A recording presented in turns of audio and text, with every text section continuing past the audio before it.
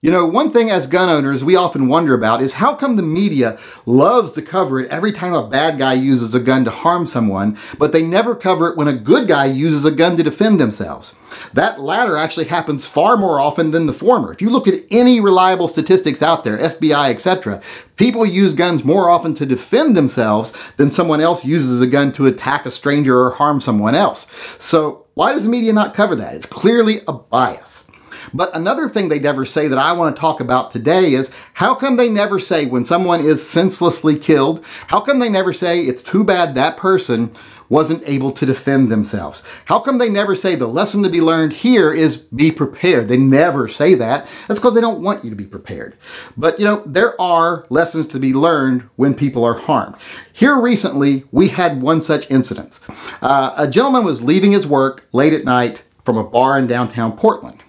He was then met on the street by a stranger that had been hanging outside the business, and this is a gay bar, so I think that person was probably hanging out there waiting to attack someone who was gay. So this person confronted him. This person had a knife. The guy coming out of work was just trying to go home. He lived very close by. So he did the only real smart thing he could do when presented with someone with a knife trying to harm him. He ran. He tried to run home to safety. And he actually made it home. He actually got away from the guy and ran home. But like most buildings, I believe it had a security code or something because he had to stop at the door to try to get in. And when he did that, the guy caught up to him.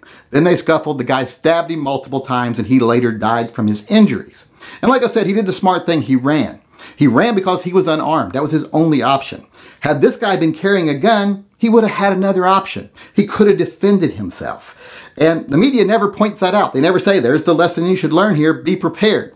Now, I know a lot of people say, well, that kind of thing will never happen to me. There's just too many good people out there, not a lot of bad people. Yeah, but it doesn't take a lot of bad people. It only takes one. You only got to run into one bad person. So don't count on the goodwill of others because that one bad person is all it takes. And he ran into that one bad person.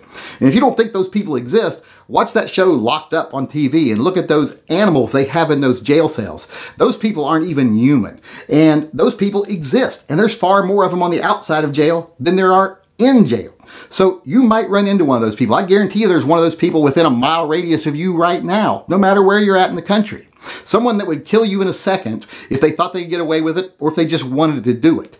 So I say be prepared. Have other options to be able to defend yourself. Because this guy, like I said, had he been armed, even if it was just like a little 25 ACP pocket pistol, he would have had a means of defense. Maybe he could have ran away, got some distance, turned, and then fired at the guy. Or just presented the gun to fire. That would have probably ended the situation. Now, I know a lot of people say, well, if he had a gun, then I just traded one death for another. Well, that's not a fair trade. An innocent man against a monster that's trying to kill someone, those two lives aren't equally valuable. If it did exchange one life for another, I'd much rather see the kind of person who attacks people on the street and stabs them for no reason killed than I would an innocent person just leaving from their work. So that is not a fair trade, and I'd be okay with that trade. But chances are no one would have died, because usually just presenting the gun. In fact, it's like 93% of the time, according to the FBI, that when someone presents a gun in self-defense, the bad guys change their mind. Bad guys like helpless victims. They don't like people that fight back. They're not going out to get into a fight. They're going out to assault someone. They're going out to victimize someone. They don't want a fair fight, and a gun makes it fair or actually puts the odds in the favor of their victim. They don't want that, so they usually run away. So probably no one would have died if he'd have been able to defend himself. So I think that everyone should be doing a lot more, contacting their news stations, etc., and saying, hey, why aren't you pointing out that this guy could have lived if he had a gun? I think that's something that more people should be aware of. They should know that, you know, most people are good, but there's that occasional nut job, and if that person confronts you, that might be the end if you're not prepared to deal with it. No matter how remote that chance is, I don't want it to be the end for me. I'm sure this guy probably thought it would never happen to him, that nothing like that would ever happen to him. He's probably left work 10,000 times, that's an exaggeration, and gone home and nothing happened. But that one night, something happened and he didn't survive it because he wasn't able to defend himself. So my lesson to learn here is it's better to have it and not need it than need it and not have it, because you might lose your life. And especially if you're a minority. If you're someone like this guy coming out of a gay bar at night, running into someone on the street, if you're someone that might be targeted just for who you are, then I think it's even more important that you be able to defend yourself. Because if something bad happens, and it can happen, you might not get another chance.